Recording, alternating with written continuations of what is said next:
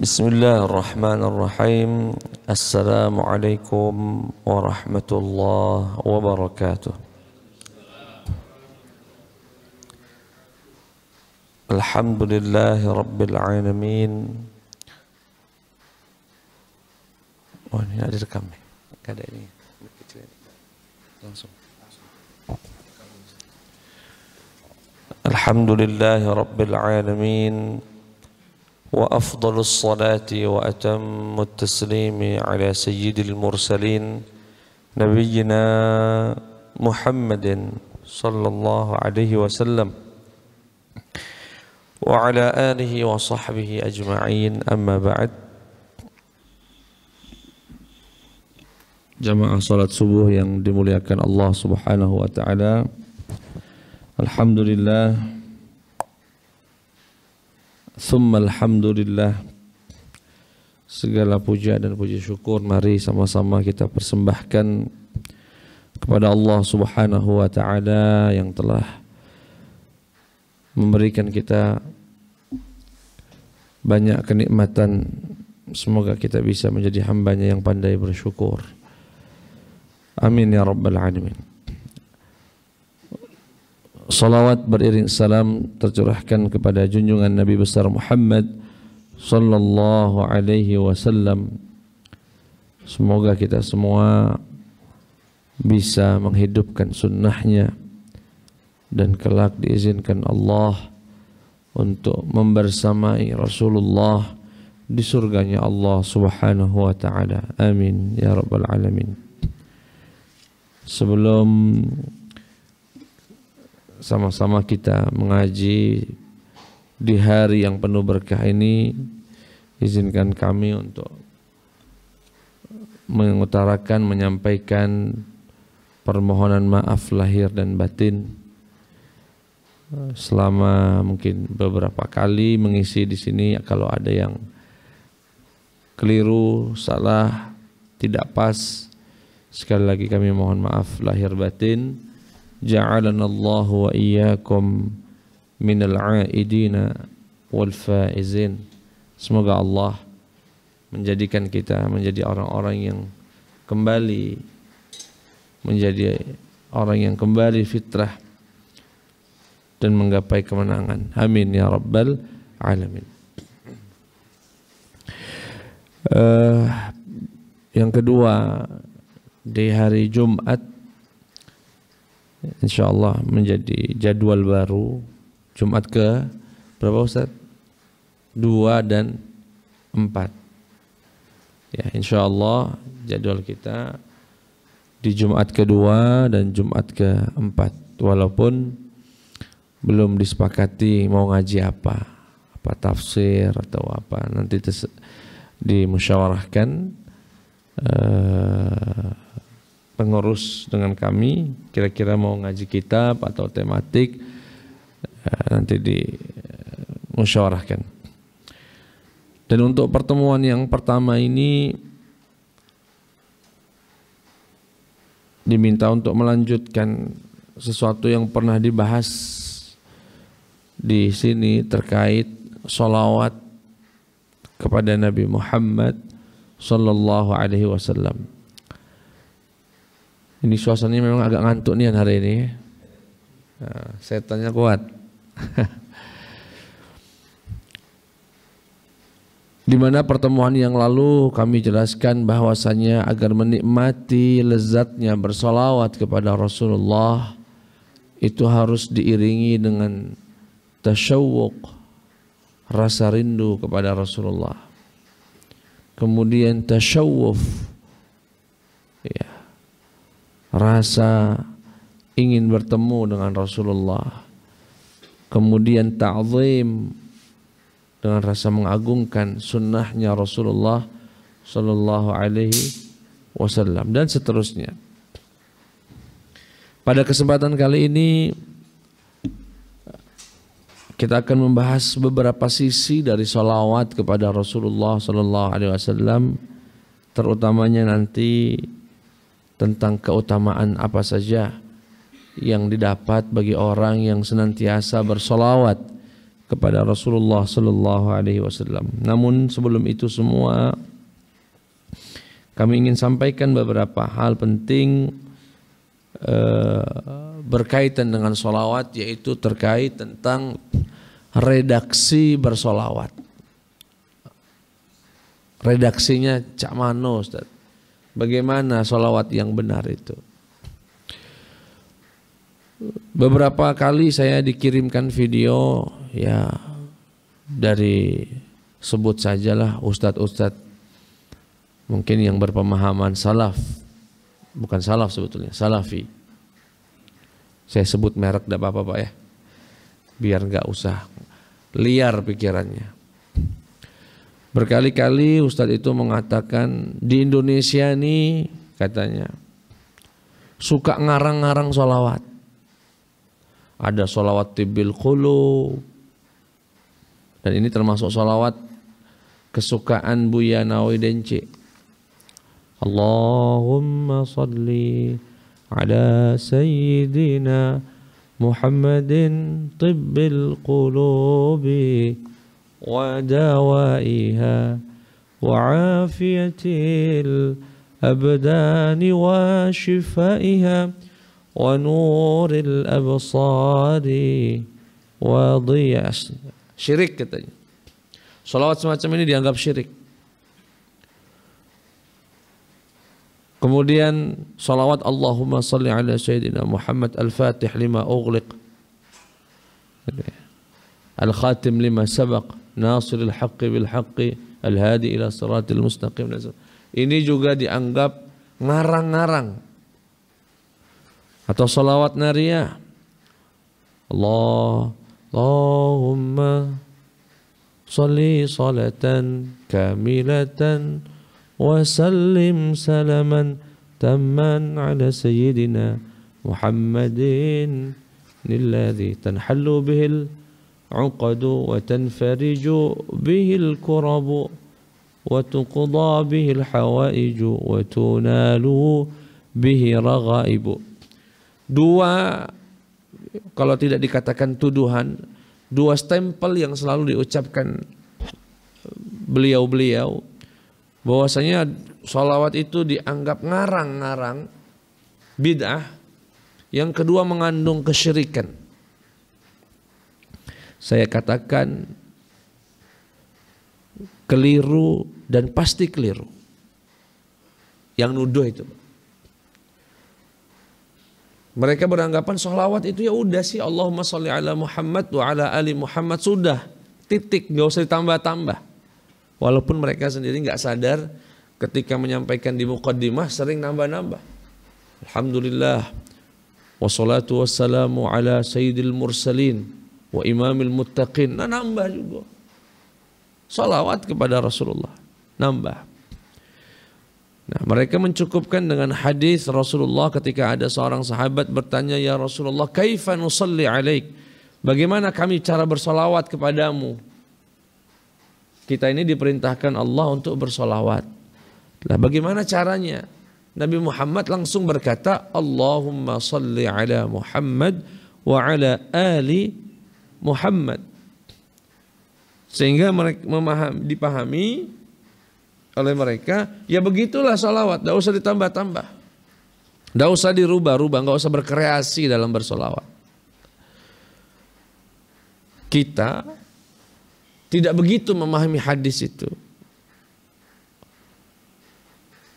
Ketika Rasulullah ditanya bagaimana cara bersolawat, kemudian beliau menjawab, katakan Allahumma salli ala Muhammad wa ala ali Muhammad. Itu sampel dari Rasulullah, bukan membatasi. Namanya sampel, ya sampling, artinya kita baca, buat juga yang lain. Yang penting mengandung kalimat solawat dan mengandung kalimat atau kata salam. Bagaimanapun bentuknya boleh. Salawat. Allahumma salli ala Muhammad wa ala ali Muhammad boleh. Allahumma salli wa sallim wa barik ala Sayyidina Muhammad boleh. Sallallahu alaihi wasallam boleh. Assalatu wassalamu alaika ya Rasulullah boleh. Banyak. Sedangkan tafsiran mereka ya begitu, salawat itu enggak ada yang lain. Allahumma salli ala Muhammad wa ala ali Muhammad. Nah, kira-kira dari kedua tafsir ini mana yang kuat, Ustaz? Apakah betul jawaban Rasulullah ketika ditanya bagaimana cara salawat, kemudian beliau menjawab Allahumma salli ala Muhammad wa ala ali Muhammad, dipahami itu sajalah caranya, nggak boleh ditambah-tambah, dan itulah yang diajarkan Rasulullah, nggak boleh kita berkreasi, atau boleh. Artinya Rasulullah ketika menjawab itu hanya sampel saja, contoh saja. Boleh dalam bentuk yang lain. Yang benar, yang kuat adalah tafsiran yang mengatakan jawaban Nabi Muhammad ketika ditanya bagaimana cara bersolawat dengan jawaban Allahumma salli ala Muhammad wa ala ali Muhammad, itu tidak dalam rangka membatasi bagaimana cara solawat. Itu hanya memberikan contoh salah satu saja dari cara bersolawat. Mana buktinya Ustadz kalau itu kuat? Nah ini, saya bawa kitabnya. Kitab yang mengumpulkan ada bentuk-bentuk salawat lain yang dilakukan oleh sahabat Rasulullah. Jadi kira-kira yang lebih paham kita atau sahabat, Pak? Sahabat. Saya bawakan kitabnya. Bentuk salawatnya Sayyidina Ali. Bentuk salawatnya Sayyidina Abdullah bin Mas'ud. Bentuk salawatnya Imam Syafi'i. Ini menunjukkan para ulama sepanjang zaman tidak memahami jawaban Rasulullah itu sebagai pembatasan, tetapi sebagai sampel saja. Sedangkan para ulama diizinkan untuk membuat redaksi salawat yang penting tidak melanggar syariat. Saya bacakan salawatnya Sayyidina Ali radhiyallahu anhu, menantunya Rasulullah, sepupuan dengan Nabi Muhammad, ahad khulafair rasyidin, salah satu dari 4 khalifah yang dipesankan oleh Rasulullah, alaikum bisunnati wa sunnati khulafair rasyidin al-mahdiyyin min ba'di. Jika nanti terjadi perbedaan, perselisihan, berpegang teguhlah kalian dengan sunnahku dan sunnah 4 khulafa yang mendapatkan hidayah dari Allah Subhanahu wa taala. Salah satunya adalah Sayyidina Ali radhiyallahu. Bagaimana salawatnya Sayyidina Ali? Mungkin tidak pernah kita dengar kali Pak ya.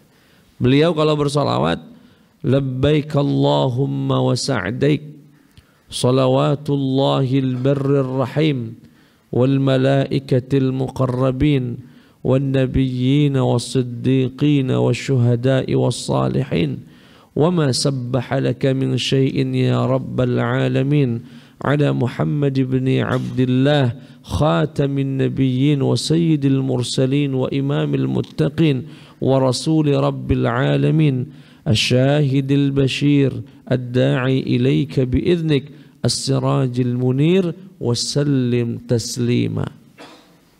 Begitu salawatnya Sayyidina Ali radhiyallahu anhu. Dan riwayat ini diriwayatkan oleh Al-Imam Qadhi Iyad, disebutkan dalam kitabnya Asy-Syifa. Nah, kira-kira Sayyidina Ali lebih paham di beliau atau kita? Beliau. Artinya sholawat tibbil qulub yang kita baca itu tidak apa-apa, tidak ada masalah. Baik secara prinsip ataupun makna. Yang kedua, sholawatnya sahabat lagi. Artinya ini bukan satu-satunya sahabat. Ada sahabat lain yang juga punya sholawat berbeda. Artinya mereka memahami Rasulullah itu hanya nunjuk contoh, kita baca juga. Memberikan standar minimal lah. Al-Imam Auza'i ketika ditanya tentang hadis Rasulullah, kita tahu Pak, hadis Rasulullah mengatakan dianjurkan untuk beristighfar setelah sholat. Beristighfar setelah sholat sebanyak 3. Kemudian ditanya bagaimana cara istighfarnya? Ya astagfirullah. Astagfirullah. Enggak ada kata azim ya Pak. Dan itu diriwayatkan oleh Imam Tirmidzi. Nah, apakah kemudian kita setelahnya tidak boleh menambahkan al-azim? Pokoknya astagfirullah, astagfirullah, astagfirullah, astagfirullah. Atau boleh astagfirullahal azim. Nah, pengucapan astagfirullah itu Pak, dan itu bukan hadis, itu ungkapan Imam Auza'i. Itu sampel saja ketika ditanya Ustaz. Kalau saya ditanya orang, Ustaz, cak mana lah Ustaz aku beristighfar? Udah astagfirullah. Itu bukan berarti melarang astaghfirullahalazim, bukan berarti melarang astaghfirullahalazim alladzi la ilaha illa huwal hayyul qayyum wa atubu ilaih, bukan berarti melarang astaghfirullahalazim wa atubu ilaih. Enggak. Itu sampel. Ketika ada perawi mengatakan istighfar itu ya astagfirullah. Begitu juga dengan salawat. Yang kedua, salawatnya sahabat Abdullah ibnu Mas'ud, dan ini diriwayatkan oleh Imam Abdul Razak dalam Musannafnya, diriwayatkan Ibnu Majah dalam Sunannya, diriwayatkan Tabrani dalam Mu'jam Kabirnya, diriwayatkan Abu Nu'aim dalam Hilyatil Awliya, dan seterusnya. Artinya riwayatnya banyak sekali. Apa bunyi salawatnya Sayyidina Abdullah ibni Mas'ud? Allahumma ja'al salawatika wa barakatika wa rahmataka ala sayyidil mursalin wa imamil muttaqin wa khatamin nabiyyin Muhammadin abdika wa rasulika imamil khairi wa qaidil khairi wa nabiyyir rahmah Allahumma ba'athhu maqaman mahmuda yaghbituhu alaihi al-awwaluna wal akhirun. Begitu salawatnya Sayyidina Ali. Ke generasi berikutnya atau setelah berikutnya, generasinya Sayyidina atau Al-Imam Syafi'i. Imam Syafi'i itu punya salawat sendiri, Pak. Dan ini disebutkan dalam muqaddimah kitab risalah beliau. Salawatnya Imam Syafi'i ini termasuk yang cukup laris di Indonesia. Terutama kalau di acara tahlilan. Mungkin kita tidak tahu baik itu punya siapa. Cuma terbaca. Dan mungkin sebagian dari kita hafal. Apa dia? Allahumma salli afdalas salati ala as'adi makhluqatika Sayyidina Muhammadin wa ala alihi wa sahbihi wa sallim adada ma'lumatika wa midada kalimatika kullama dhakaraka dhakiruna wa ghafala an dzikrikal ghafilun. Tahukah kita itu yang mengarang Imam Syafi'i? Yang pertama kali ngebuatnya itu Imam Syafi'i. Bahkan guru kami Profesor Dr. Muhanna bercerita suatu kisah tentang mimpinya seseorang bertemu Imam Syafi'i. Ketika ditanya, bagaimana keadaanmu di alam barzakh? Allah angkat derajat saya dengan ilmumu, bukan karena ilmu, bukan karena ibadah yang lain. Kata beliau, karena salawat yang saya buat itu. Salawat yang saya buat yaitu Allahumma salli afdalas salati ala as'adi makhluq, dan seterusnya. Artinya para ulama ini sepanjang zaman dapat memahami yang Rasulullah maksud dari hadis itu hanya sampling saja, hanya contoh saja. Silahkan umatku, apa yang membuatmu terasa saat bersolawat, bergetar hatimu, lakukanlah.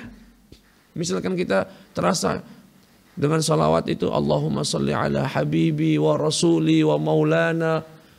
Misalnya dia terasa, ya Allah sampaikanlah salawatku kepada kekasihku, orang yang berjasa dalam hidupku. Jika itu lebih menggetarkan hati, bacakan salawat itu. Atau dengan kalimat Allahumma salli ala Sayyidina Muhammadin tibbil qulubi wa dawaiha. Apa makna tibbil qulubi? Obat untuk hati. Ya Allah sampaikanlah salawatku kepada sosok yang menjadi obat untuk hatiku. Hati yang rindu. Oh enggak, ini syirik, obat itu hanya Allah. Iya Pak, ngerti. Ini sastra dalam bersolawat. Ini pemahaman bahasa linguistik. Jangan kaku nian. Nanti ketika ada yang mengatakan Nabi Muhammad seperti bulan, nanti sangkanya bulat kayak bulan. Bukan. Itu terlalu. Itu bahasa sastra. Tibbil qulubi, yani Allah, ya Allah, salawat, sampaikan salawat kepada Nabi Muhammad. Tibbil qulubi, obatnya hati. Wa dawaiha, wa afiyatil abdani wa shifaiha, wa nuril absari wa diyaiha. Dan ia adalah cahaya bagi penglihatan kami. Cahaya di sini bukan berarti Nabi Muhammad cahaya begitu. Bukan. Itu sastra saja. Karena dengan ajaran Nabi Muhammad lah hati ini pacak jingok mana yang benar, mana yang salah, mana yang baik, mana yang tidak, mana yang sesuai dengan kehendak Allah, mana yang tidak. Nuril absari wa dhiyaiha. Ya, dan seterusnya. Begitu juga dengan solawat-solawat nariyah, ya, solawat-solawat yang lain.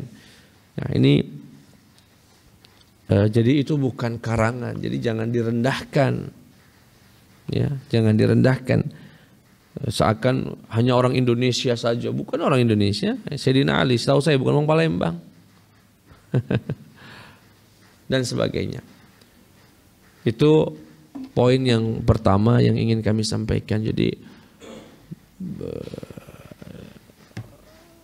ya, dengan segala hormat, kenapa kami harus sampaikan itu? Karena berkali-kali video itu dari ustadz yang berbeda-beda membuat orang akhirnya jamaah itu ragu dengan solawat-solawat yang sudah biasa kita baca. Walaupun kalau dalam sholat ya jangan dirubah, sudah ada ketentuannya. Yang berikutnya, Bapak Ibu yang dimuliakan Allah, izinkan saya untuk membacakan puluhan hadis mungkin terkait keutamaan bersolawat kepada baginda Muhammad sallallahu alaihi wasallam. Walaupun ini sebagian saja, masih banyak lagi yang belum disebutkan. Yang pertama, keutamaan bersolawat kepada Rasulullah. Rawa Ibnu Asakir, qala akthiru salata alayya fa inna salatakum alayya maghfiratun lidhunubikum. Wahai umatku, bersolawatlah kalian kepadaku. Sesungguhnya solawat kalian kepadaku akan menjadi maghfirah untuk dosa-dosa kalian. Watlubu liyal darajatal wasilah fa inna wasilati 'inda rabbi syafa'ati lakum. Dan mintakan kepada Allah derajat dan wasilah, karena sesungguhnya wasilahku nanti di hari kiamat di sisi Allah adalah syafaatku.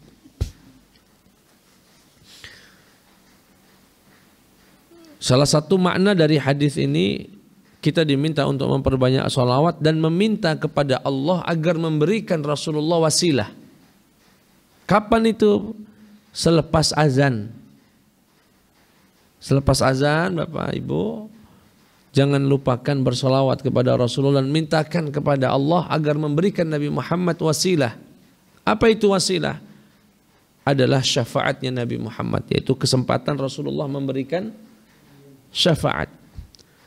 Doa selepas azan itu, Allahumma rabba hadhihi da'wati tammah wassalatil qa'imah ati Muhammadanil wasilah wal fadilah wad darajatal 'aliyatar rafi'ah, dan seterusnya. Kata Rasulullah, barang siapa yang mendengar azan dan menjawab azan seperti yang diucapkan muadzin, kemudian setelah selesai dia bersalawat kepadaku dan membaca doa Allahumma rabba hadhihi da'wati tammah halat lahu syafaati yaumal qiyamah, halal baginya mendapatkan syafaatku di hari kiamat. Sering ditanya, cak mana Ustaz biar kami pacak mendapatkan syafaatnya Nabi Muhammad? Salah satunya adalah jangan tinggalkan doa selepas azan. Insya Allah akan mendapatkan syafaat dari Nabi Muhammad sallallahu alaihi wasallam. Dan syafaat yang dimaksud, syafaat itu ada banyak macam Pak ya. Ada kurang lebih 6 sampai 7 jenis syafaat. Nah, ada syafaat di antaranya mengeluarkan orang dari neraka, yakni ahli neraka masukkan surga, itu juga bisa dengan syafaat. Tapi syafaat yang dimaksud di sini adalah syafaat dipindahkannya kita dari padang mahsyar ke fase berikutnya. Jadi ketika nanti kita dikumpulkan di padang mahsyar dalam kondisi telanjang, panas, luar biasa, matahari mendekat 1 mil, panas luar biasa, tenggelam dengan keringat kita. Saat itu kita lari-lari ke Nabi Adam, Nabi Ibrahim, Nabi Nuh, Nabi Musa, semuanya berkata nafsi nafsi, aku tidak pacak bantu, kecuali Nabi Muhammad sallallahu alaihi wasallam yang kemudian diizinkan Allah untuk pertama kali memberikan syafaatnya, dan hanya diberikan untuk Nabi Muhammad. Nah, syafaat di sini maknanya bukan masukin orang dari neraka ke surga. Syafaat di sini maknanya memindahkan orang dari padang mahsyar ke fase hisab. Jadi kadang-kadang kita memahami syafaat itu hanya memasukkan orang ke dalam surga. Tidak, itu salah satu jenis saja. Yang berikutnya, keutamaan bersolawat kepada Nabi Muhammad sallallahu alaihi wasallam adalah man shalla alayya wahidatan sallallahu alaihi biha asyra. Barang siapa yang bersolawat kepada Nabi Muhammad satu kali, niscaya Allah akan bersolawat kepadanya 10 kali. Solawat Allah dimaknai sebagian ulama dengan rahmatnya Allah. Artinya kalau Bapak baca Pak, Allahumma salli ala Muhammad wa ala ali Muhammad, begitu, itu turun rahmat Allah 10 untuk kita. Pak, jangankan 10, satu rahmat Allah saja sebetulnya cukup membuat kita ini bahagia dunia akhirat. Apalagi sampai 10 kali. Makanya ada sebagian guru kami selalu menganjurkan kalau mau mengambil keputusan yang besar, Bapak misalkan mengambil keputusan apakah tentang usaha, ataukah tentang rumah tangga, ataukah tentang pendidikan anak, sebelum Bapak memutuskan selain membaca bismillah, jangan lupa bersalawat kepada Nabi Muhammad. Kenapa? Ketika kita mau memutuskan perkara terutama yang besar, kemudian kita salawat Allahumma salli ala Muhammad wa ala ali Muhammad, itu turun 10 rahmat Allah, dan kita berharap dengan rahmat itulah Allah membimbing kita untuk mengambil keputusan yang terbaik. Allahumma salli ala Muhammad wa ala ali Muhammad. Boleh ditambahkan Sayyidina atau Nabiyina atau Maulana Muhammad. Itu yang kedua, orang yang bersalawat kepada Nabi Muhammad sallallahu alaihi wasallam resapi begitu Pak. Jadi kalau Bapak duduk ini Allahumma shalli ala Muhammad wa ala ali Muhammad, Allahumma shalli ala Muhammad wa ala ali Muhammad, Allahumma shalli ala Muhammad, resapi Allah sedang memberikan rahmat kepada kita. Ya, yang dengan rahmat itu kita berharap bisa mendapatkan kebahagiaan dunia dan akhirat. Kemudian keutamaan berikutnya, man shalla alayya salatan wahidatan sallallahu alaihi 10 salawat wa huttat anhu 10 sayyiat wa rufi'at lahu 10 darajat.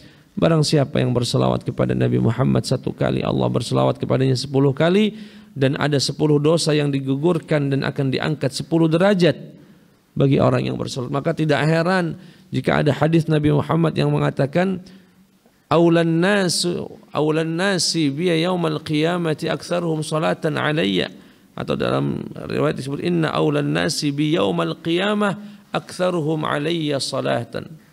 Orang yang paling dekat dan paling berhak mendapatkan syafaatku kelak di hari kiamat adalah orang yang paling banyak bersolawat kepadaku. Nah, standar banyak ini berapa Ustadz? Kalau dalam bahasa Arab banyak itu 3 kali sudah disebut banyak. Tapi Imam Sakhawi menyebutkan minimal 400 kali dalam satu hari. Baru disebut banyak. 400 kali. Allahumma salli ala Muhammad. Allahumma salli ala Muhammad. Allahumma salli ala Muhammad. 400 kali. Salah satu sahabat datang kepada Rasulullah, "Ya Rasulullah, berapa banyak aku harus bersalawat kepadamu? Bolehkah aku jadikan 1/3 dari zikirku adalah salawat kepadamu?" Kata Rasulullah, "Bagus. Tapi jika kamu tambah lebih bagus." "Ya sudah, kalau begitu aku jadikan 1/2 dari zikirku adalah salawat kepadamu ya Rasulullah." "Bagus. Tapi jika kamu tambah lebih bagus." "Kalau begitu ya Rasulullah, 2/3 dari zikirku kan kujadikan salawat kepadamu." "Bagus. Jika kau tambah itu juga lebih bagus ya Rasulullah. Saksikan, ku jadikan semua waktuku hanya untuk bersolawat kepadamu." Kata Rasulullah, "Idzan tukfa hammuk wa tukfar dzambuk atau yughfar dzambuk."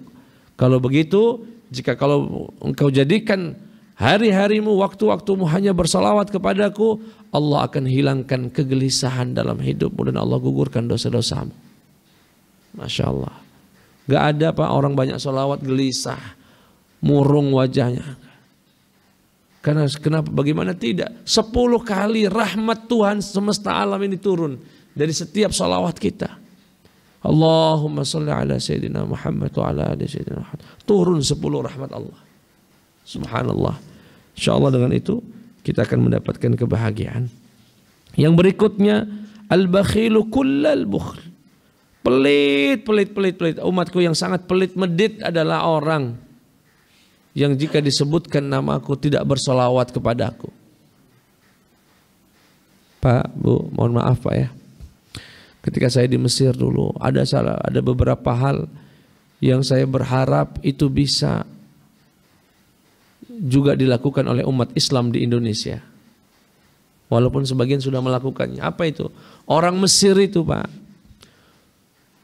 Saya tidak berbicara tentang orang Mesir yang soleh, yang ulama, bukan. Saya bicara supir. Saya bicara orang tukang nyapu di jalan di Mesir. Saya berbicara tentang pekerja-pekerja buruh. Orang Mesir, petani di Mesir. Mereka Pak, jangan sebutkan kalimat Muhammad, kata Muhammad di telinga mereka, kecuali lisan mereka itu pasti otomatis langsung bersolawat sama Rasulullah. Begitu dengar istilah Muhammad langsung sallallahu alaihi wasallam. Itu sudah otomatis sekali itu Pak. Siapapun, sampai supir-supir yang kita lihat tidak begitu taat sama Allah. Kalau sudah disebut nama Nabi Muhammad, lisannya langsung sallallahu alaihi wasallam. Kalau kita ini tidak berkali-kali Nabi Muhammad disebut lewat begitu saja tanpa ada getaran di hati mengucapkan salawat kepada Rasulullah sallallahu alaihi wasallam. Bahkan suatu ketika saya sedang naik bus besar ukurannya, dan busnya di Mesir itu driver di depan, di belakang itu ada, kita nyebutnya kenek, orang Mesir nyebutnya kumsari. Kalau kita masuk lewat pintu belakang, keluar pintu depan. Pintu belakang masuk, ngasihkan uang, langsung dikasih karcis untuk duduk. Saat itu supirnya manggil dia, kebetulan namanya Muhammad. Nama kenek ini namanya Muhammad. Dipanggil dari belakang sambil nyetir itu, ya Muhammad, ta'al. Muhammad ke sini. Satu bus itu Pak, sallallahu alaihi wasallam. Saya kaget, ada apa? Kata mereka, loh tadi disebut nama Nabi, kami kira nama Nabi Muhammad. Rupanya kenek ini dipanggil supirnya. Kebetulan namanya Muhammad. Saking ya Pak, lisannya mereka itu Pak. Jeder tabrakan di Mesir itu Pak. Ribut mereka. Oh, semua nama binatang keluar. Keluar Fir'aunnya itu Pak. Watak Fir'aunnya keluar, marah. Datang satu pihak ketiga berkata, sallu ala Nabi Muhammad sallallahu alaihi wasallam. Bubar mereka. Sudah selesai. Ketika saya tanya kok bisa seperti itu? Ya kami merasa Rasulullah hadir, kami malu ribut-ribut. Begitu hebatnya. Nah kita ini mohon maaf dengan segala hormat. Kadang-kadang kalau saya ngisi pengajian, berkali-kali saya sebut nama Nabi Muhammad. Oh, yang mendengarkannya biasa baik kata. Tapi insya Allah jamaah sini termasuk yang langsung Allahumma sallallahu alaihi wasallam. Minimal sallallahu alaihi wasallam. Setiap kali mendengar Nabi Muhammad. Kenapa kata Rasulullah al-bakhilu kullal bukhl? Orang yang pelit medit adalah orang yang disebutkan namaku. Dia dengar nama Nabi Muhammad disebut sallallahu alaihi wasallam, tapi lisannya tak tergerak untuk bersolawat kepada Rasulullah sallallahu alaihi wasallam. Insyaallah Pak ya, andaikan dari pengajian ini Pak nggak ada yang Bapak dengar dari tadi, tidak apa-apa saya itu. Sebagian ada yang ngantuk nih ancaknya, tidak apa-apa. Tidak apa-apa, tapi yang pasti kalau dengar nama Nabi Muhammad kita bersolawat. Siapapun lagi khutbah, khatibnya mengatakan ini berdasarkan hadis Rasulullah sallallahu, kita langsung sallallahu alaihi wasallam. Di mana Rasulullah sallallahu alaihi wasallam? Begitu hati orang yang cinta sama Rasulullah itu. Getar dia. Keluh lisannya kalau nggak bersolawat sama Nabi Muhammad. Nah, pertanyaannya, kenapa disebut pelit? Kata ulama, orang yang berat mengucapkan salawat itu satu langkah untuk berat mengucapkan syahadat. Kalau orang berat bersolawat, maka dia akan berpotensi besar untuk berat mengucapkan syahadat asyhadu an la ilaha illallah wa asyhadu anna Muhammadan Rasulullah.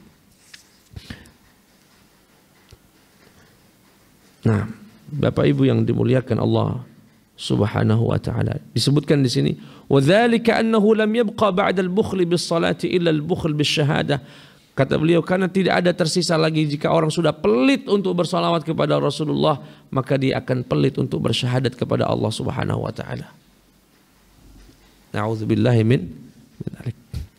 Yang berikutnya, ya Pak ya, insyaallah Pak ya, termasuk kita ini adalah orang-orang yang setiap kali disebutkan nama Nabi Muhammad sallallahu alaihi wasallam. Makanya penceramah di Mesir itu semangat Pak kalau ceramah. Kenapa? Jamaahnya itu ada reaksi. Enggak pasif begitu, enggak sekedar ustadznya ceramah, enggak. Setiap kali ustadznya mengatakan, mari sama-sama kita menghidupkan sunnahnya Nabi sallallahu alaihi wasallam. Bergema masjid itu Pak sallallahu alaihi wasallam. Semangat penceramah menyampaikan. Nah, insya Allah kita semua di sini yang dimudahkan Allah untuk mengucapkan salawat kepada Nabi kita Nabi Muhammad sallallahu alaihi wasallam. Insya Allah. Yang berikutnya saya sebutkan saja. Ma jalasa qaumun majlisan, tidaklah suatu majlis satu kaum berduduk di majlis tidak menyebutkan nama Allah dan tidak bersalawat kepada Nabi Muhammad kecuali mereka berduduk ya majlis itu ada kekurangan, ada dosa, ada salah. Dalam riwayat yang lain, tidaklah suatu orang atau beberapa orang, satu kaum berkumpul kemudian tidak ada yang bersolawat, tidak disebutkan solawat sekali saja dalam majelis itu. Majelis di sini yang saya maksud bukan sekedar majelis pengajian Pak ya. Pokoknya Bapak ngobrol sama siapa aja di jalan itu majelis namanya Pak. Ada tamu, 3 orang ke rumah, 2 orang ke rumah, ngobrol sepanjang hari atau berapa jam, berapa menit lah. Jika tidak dibacakan solawat di saat itu, maka mereka bangkit seakan bangkit dari bangkai yang busuk. Majelisnya nggak berkah. Dosa, majelisnya ada dosanya, ada tarih, ada tiratan yaumal qiyamah insya'a afa wa insya'a akhadha anhum. Akhadhahum. Jika Allah berkehendak dosa itu akan dicatat, jika tidak Allah akan ampuni. Makanya Pak, kalau yasinan atau ada majelis sering ya Pak dibagikan besek gitu Pak ya, dibagikan apa namanya itu? Ya berkat lah, nasi kotak gitu. Kemudian bingung nih, sudah nggak ada bahan ngobrol, pengen bubar, gimana? Biasanya ada satu orang yang teriak Pak ya, Shallu ala Nabi Muhammad. Betul Pak ya? Baru saya melihat itu adalah kehebatan para ulama terdahulu. Bagaimana majelis ini ada salawatnya gimana kira-kira ya? Memastikan ada yang salawat, satu saja ada yang salawat. Akhirnya muridnya sering ditugasi, kalau mau bubar salawat ya, biar ada yang salawat, biar kita tidak bangun dari bangkai. Shallu ala Nabi Muhammad. Itu cara Pak, trik. Dimana di saat banyak orang lalai, lupa, takutnya bangun begitu saja pulang, sehingga ada satu orang. Jadi fungsi tujuan utama jadi ditugaskannya satu orang tadi, sholawat itu, hanya agar jangan sampai kita bangkit dari majelis itu, bangkit dari bangkai. Agar jangan sampai kita nanti ada dosa yang nanti bisa saja sesuai kehendak Allah itu dihisap di akhirat. Itu tujuan awalnya, walaupun makin kesini makin bergeser. Sholawat untuk membubarin majelis tujuan. Di Lampung ya? Di Palembang sudah dikit-dikit sudah. Allah. Kalaupun tidak dengan baca sholawat, dengan kafaratul majlis. Subhanakallahumma bihamdika asyhadu an la ilaha illa anta astaghfiruka wa atubu ilaik. Agak aneh memang Pak. Anehnya kenapa? Ya belum biasa saja. Tamu datang ke rumah, obrolannya kan masalah proyek lah, masalah bisnis dagang ini. Tahu-tahu begitu bubar, sallallahu alaihi wasallam. Wa sallallahu ala sayyidina Muhammad wa ala. Agak aneh, tapi bagi kita yang cinta sama Rasulullah, bagi kita yang yakin dengan keberkahan majelis, maka hal itu sangat bagus, dibiasakan. Bapak duduk ngopi makan sama teman-teman rombongan, makan nasi uduk, nasi apa, nasi minyak bareng. Nak bubar nih, nak bubar. Sallallahu alaihi wasallam. Gak apa-apa itu, Pak. Agar jangan sampai kita bangkit dari bangkai. Bersolawat kepada Nabi Muhammad sallallahu alaihi wasallam. Bapak Ibu yang dimuliakan Allah Subhanahu wa taala. Saya cukupkan dengan itu saja. Ya, bersolawat kepada Rasulullah. Masih banyak sebetulnya, Pak. Ya, salawat-salawat. Faidah-faidah dan fadilahnya yang saya sebutkan tadi jika diamalkan cukup sebetulnya, Pak. Kita solawat setiap kali disebutkan nama Nabi Muhammad sallallahu alaihi wasallam. Keseharian kita. Dan saya tutup dengan satu keterangan ini, Pak. Kita tahu seluruh amalan itu akan diterima oleh Allah dengan dua syarat. Syarat yang pertama ikhlas. Yang kedua yang kita amalkan sesuai syariat. Amalan apa saja, zakat, puasa, haji, apa saja itu akan diterima oleh Allah dengan salah satu syaratnya ikhlas, dan yang kedua adalah sesuai dengan tuntunan syariat. Kecuali salawat kepada Rasulullah. Salawat kepada beliau, andaikan keluar dari orang yang tidak ikhlas pun diterima oleh Allah Subhanahu. Walaupun ini tidak disepakati ulama, ini pandangan sebagian ulama. Ketika saya tanya kepada guru saya, Syekh Ali Jum'ah, apa dasarnya kok salawat sama Rasulullah andaikan kita tidak ikhlas, itu masih dicatat pahala sama Allah? Tafsir dari firman wa ma arsalnaka illa rahmatan lil alamin. Tidaklah kami mengutusmu ya Muhammad kecuali sebagai rahmat Allah untuk alam semesta ini. Bukan untuk orang-orang beriman saja, untuk alam semesta ini. Dan salah satu makna rahmat maunya diterimanya Allah oleh Allah Subhanahu wa taala salawat kita kepada Nabi Muhammad sallallahu alaihi wasallam. Makanya, Pak, kalau Bapak megang tasbih, sedang berzikir di kendaraan atau di majelis, mungkin zikirnya tasbih atau zikirnya tahlil atau zikirnya apalah, ya istighfar misalnya, astagfirullah. Tahu-tahu ada orang yang memperhatikan kita, terganggulah keikhlasan kita nih, mulai nih dibisikin setan, oh kamu lagi diliatin, oh kamu lagi dianggap soleh dengan tasbih tadi. Akhirnya kita khawatir. Istighfar kita nggak ikhlas, tasbih kita nggak ikhlas. Kata ulama, ganti zikirnya jadi sholawat. Ketika kita khawatir tidak bisa ikhlas, lantaran banyak yang memperhatikan, kenapa diganti dengan sholawat? Karena dia akan tetap diterima walaupun kamu belum ikhlas. Masih zikir misalnya subhanallah, subhanallah, subhanallah, subhanallah, subhanallah, subhanallah. Ada yang liatin gitu ya. Ini namanya manusia, Pak. Basic juga setan. Tambah nafsu. Wih, kamu orang soleh, kamu masya Allah dilihatin. Ganti Allahumma sholli ala Muhammad. Insya Allah tetap diterima oleh Allah Subhanahu wa taala.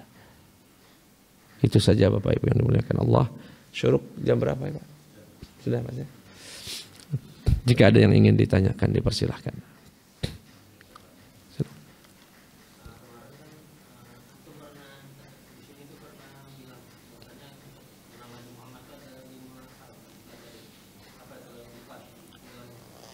Oh lupa. Oh. Tapi pernah saya sampaikan. Pacak jingok di rekaman sebetulnya. Antum pula yang punya rekaman. Iya.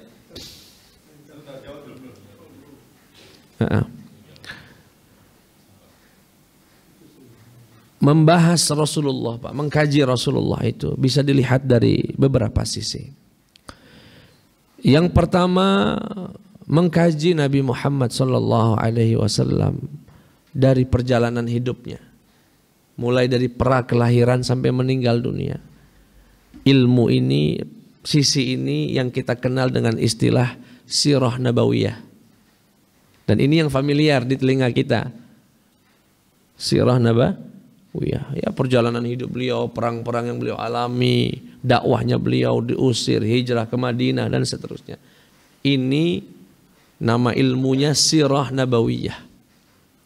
Buku referensinya banyak sekali. Ratusan. Yang kedua, membahas Nabi Muhammad sallallahu alaihi wasallam dari kekhususan yang Allah berikan kepada Nabi Muhammad. Jadi kita rupanya Pak, dan ini mungkin agak sedikit bagi sebagian orang agak sedikit bermasalah apa? Rupanya tidak semua yang dilakukan Rasulullah itu boleh dicontoh. Kita kan selama ini Nabi Muhammad adalah uswatun hasanah. Teladan Pak ya. Artinya kita boleh mencontoh Nabi Muhammad dalam segala hal. Oh enggak. Ada ranah-ranah yang tidak boleh dicontoh oleh umatnya. Tidak boleh dicontoh. Atau kalaupun dicontoh dengan hukum yang berbeda. Nah, ilmu yang membahas ini, kitab yang paling besar dalam membahas ini, karya Imam Jalaluddin Abdurrahman As-Suyuti yang wafat tahun 911 Hijriah. Nama kitabnya Al-Khasa'isul Kubra.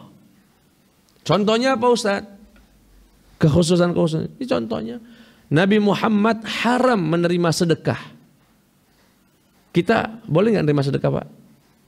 Boleh. Beda kan? Nabi Muhammad wajib sholat tahajud. Kita nggak wajib.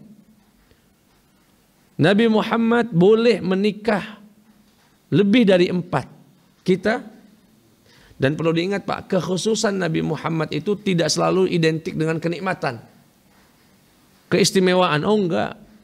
Bahkan kadang berat sama Rasulullah. Tahajud wajib, kita tidak. Sedekah kita boleh, beliau haram. Nabi Muhammad SAW kalau meluruskan saf salat itu enggak menghadap jamaah. Jadi posisi imam itu tidak lurus dan rapat, kan beliau ngeliatin ya enggak. Beliau ngadapnya ke kiblat. Kata beliau, "Sawu sufufakum fa inni arakum min wara'i dhahri." Atau kama qala. Lurus dan rapatkanlah wahai jamaah, kata Rasulullah. Sesungguhnya aku dapat melihat kalian dari punggungku. Salah satu keutamaan Nabi Muhammad itu bisa ngelihat dari punggung, Pak. Nah, jangan Bapak ngikuti Nabi Muhammad. Kaget ngadep ke sana ngomong, oh sunnahnya Nabi ngadep ke sana. Wahai jamaah, lurus dan rapatkan. Sungguhnya aku pacak jenggot kalian dari punggungku ini. Nah, dukun ini. Itu namanya kekhususan yang Allah berikan kepada Nabi. Hal semacam ini susah didapatkan dalam sirah nabawiyah, Pak. Nggak dapat. Ada bukunya khusus. Namanya Khasa'is. Yang ketiga, membahas Nabi Muhammad tentang bentuk tubuhnya dan kepribadiannya. Bagaimana bentuk alisnya Nabi, bagaimana bentuk bola matanya Nabi Muhammad, bagaimana bibirnya beliau, bagaimana giginya beliau, bagaimana rambutnya beliau, bagaimana kaki jari jemarinya beliau, bagaimana cincinnya beliau. Bagaimana kalau beliau dipanggil orang, Nabi Muhammad itu Pak, kalau dipanggil orang, itu nengoknya bukan kepala gini saja, sama badannya. Ya Rasulullah, na'am. Begitu nggak ada di sirah nabawiyah, Pak. Nggak ada juga di kitab Khasa'is. Adanya dalam kitab Syama'il Muhammadiyah.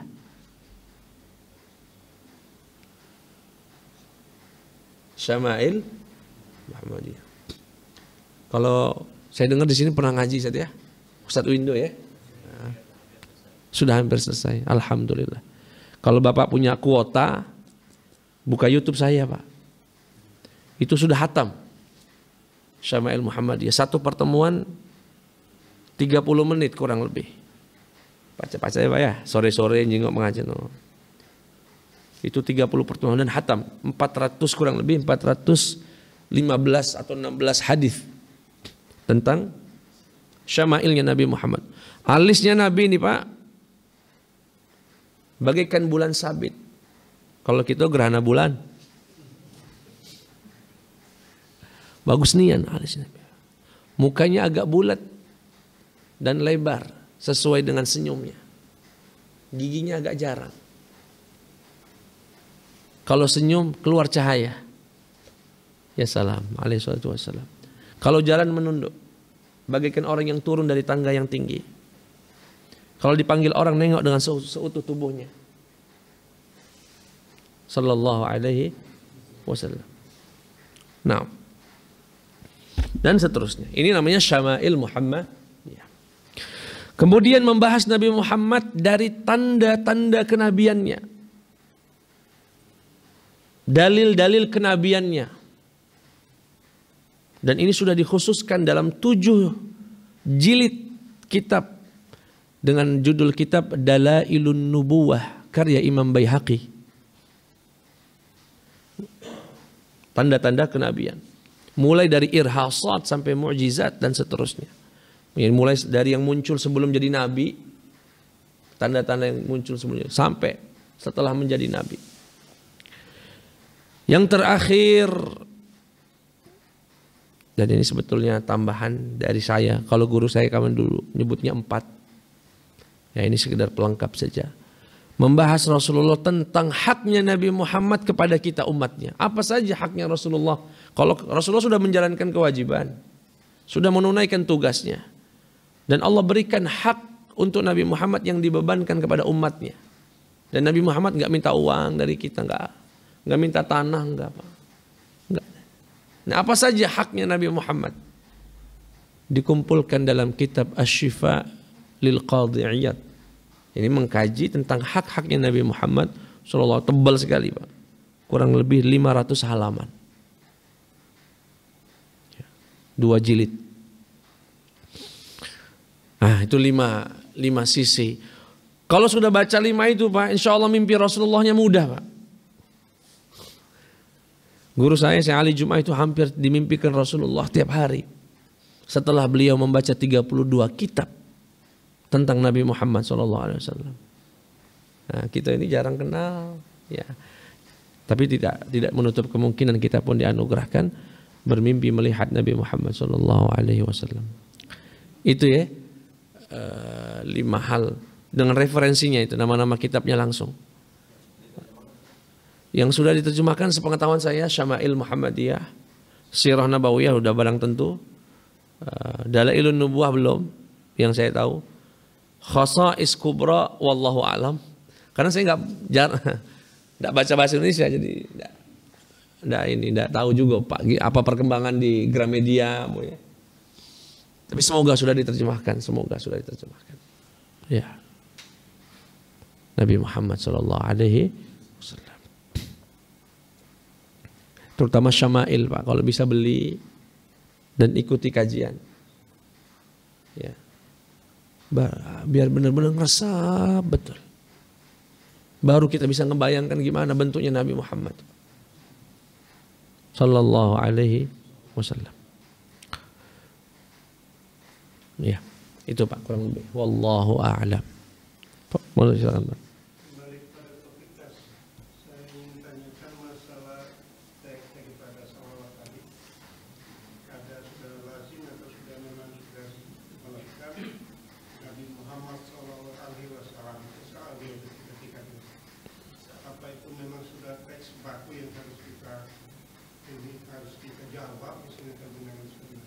Kedua, sholawat itu harus boleh nggak kalau kita dalam hati atau kita pikirkan dia akan yang baik. Iya. Apakah sallallahu alaihi wasallam itu baku begitu atau bisa bentuk yang lain begitu ya? Iya. Satu deretan itu. Misalkan Nabi Muhammad sallallahu alaihi wasallam, nah itu apakah sudah satu paket seperti Allah Subhanahu wa taala begitu? Atau enggak, bukan Pak. Tapi itu sesuatu yang rupanya lebih laris di tengah masyarakat sehingga lebih sering kita dengar dan memang lebih mudah, ringan di lisan karena sudah terbiasa. Kalau guru kami biasanya ada yang lain. Nabi Muhammad alaihi salatu wassalam Nah, ada bentuk seperti itu. Ya. Nabi Muhammad bersabda alaihi salatu wassalam, Allah juga banyak ini redaksinya. Allah Subhanahu wa taala ada. Kalau guru kita Ustaz Arifin Ilham, Jalla Jalaluh. Gitu ya. Allah Jalla Jalaluh bersabda, ada. Ada Allah Subhanahu wa tabaraka wa taala. Ada macam redaksi, dan itu tidak baku. Boleh dengan diksi yang lain. Ya, alaihi salatu wassalam, sallallahu alaihi wasallam, ya, dan sebagainya. Nah, ketika ada terkait mendengar nama Nabi Muhammad, itu kita pekikkan atau di dalam hati, disuarakan. Justru dianjurkannya bersuara. Makanya kalau di majelis kan, sallallahu alaihi Nabi Muhammad sallallahu alaihi wasallam, kayak orang seneng banget gitu, Pak. Ya. Ya.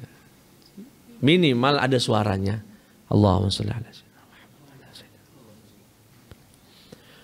Pak ya, pokoknya hadiah majelis ini Pak, dari pengajian saya awal sampai akhir, nggak usah banyak-banyak. Bapak jadi rajin salawat sudah hadiah besar itu Pak. Sallallahu alaihi wasallam. Saya kira itu yang bisa saya sampaikan.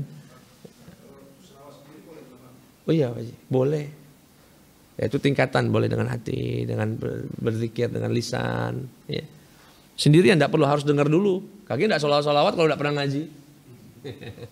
Jadi di rumah misalnya megang tasbih, sholawat Allahumma sholli ala Muhammad, Allahumma sholli ala sayyidina Muhammad, Allahumma sholli ala. Dan itu akan terasa lebih nikmat Pak kalau sudah hatam sirah nabawiyah, hatam syama'il Muhammadiyah. Begitu besar jasa beliau itu, ya Allah. Kita ini Pak menikmati sholat, nikmati bersaudara, bermajlis, semuanya jasa Nabi Muhammad sallallahu alaihi wasallam. Besar sekali. Saya nggak terbayang kalau kita nggak dapat hidayah dari Allah atas perjuangan Nabi Muhammad. Mungkin hari ini kita nggak tahu sarapan kita mungkin makan yang haram, mungkin makan babi, mungkin makan kucing, mungkin makan tikus.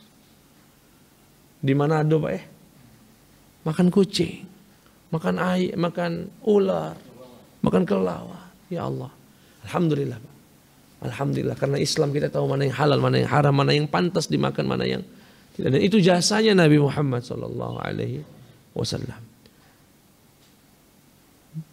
Semoga kita semua bisa ya banyak sholawat dan menambah cinta kita kepada Nabi Muhammad sallallahu alaihi wasallam. Itu saja.